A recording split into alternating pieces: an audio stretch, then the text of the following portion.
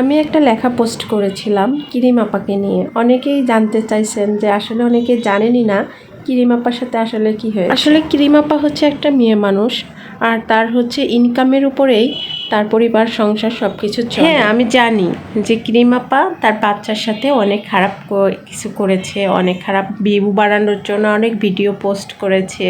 এটা করা তার উচিত হয়নি। আসলে কি জানেন, আমাদের সমাজে এরকম অনেক কিরিম আপা আছে। কিরিম আপা তো নিজের সন্তানের সাথে এগুলো করেছে, মা তো, তারপর তার কিন্তু কষ্ট লাগছে। সে করেছে তার মেয়েকে হচ্ছে কান ছিদ্র করে বড় বড় দুল পরাইছে, তারপরে তার হচ্ছে ছোট একটা মেয়েকে চুলে কালার করে দিয়েছে।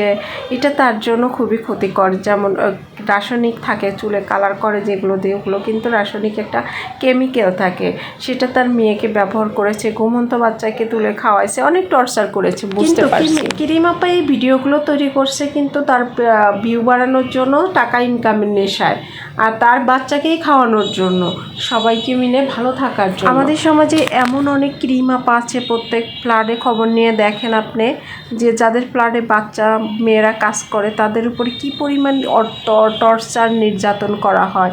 এটা তো কিরিম আপা নিজের বাচ্চা, তার একটু হলেও তার মায়া লাগছে। কিন্তু যারা এই যে ফ্ল্যাটে যে কিরিম আপাগুলো থাকে, এরা যে বাচ্চাদের যে ধরনের নির্যাতন করে, এদের আসলে বিচারের আওতায় আনবে কে?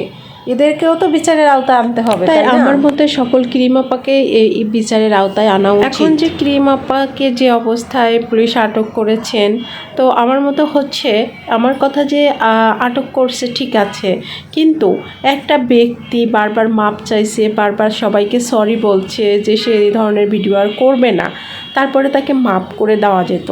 প্রথমবারের মতো তাকে কাউন্সিলিংয়ের মাধ্যমে কিন্তু তাকে ভালো করা যেত, তারপরে তাকে সুযোগ দেওয়া হতো। আমরা জানি প্রত্যেকটা মানুষেরই একবার সুযোগ পাওয়া দরকার, তাকে কোনো ধরনের সুযোগ দেওয়া হলো না, তাকে সরাসরি আটক করা হয়েছে।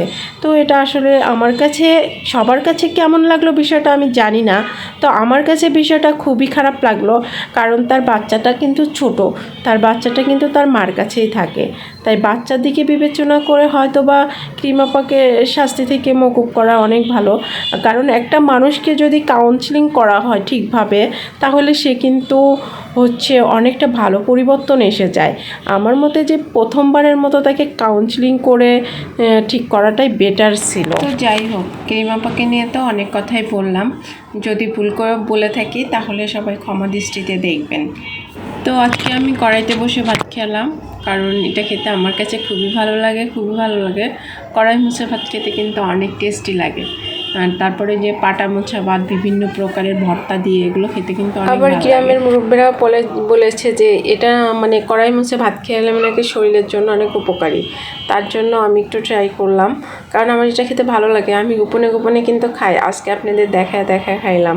আমি প্রায় সময় এটা করে থাকি, কারণ হচ্ছে অনেক সময় দেখা যায় যে এটা খেতে আমার খুব ভালো লাগে, তার জন্য খেতে। আজকে আমার লং ব্লগটাই এই পর্যন্ত। সবাই ভালো থাকবেন, সবাইকে আল্লাহ হাফেজ, আসসালামু আলাইকুম।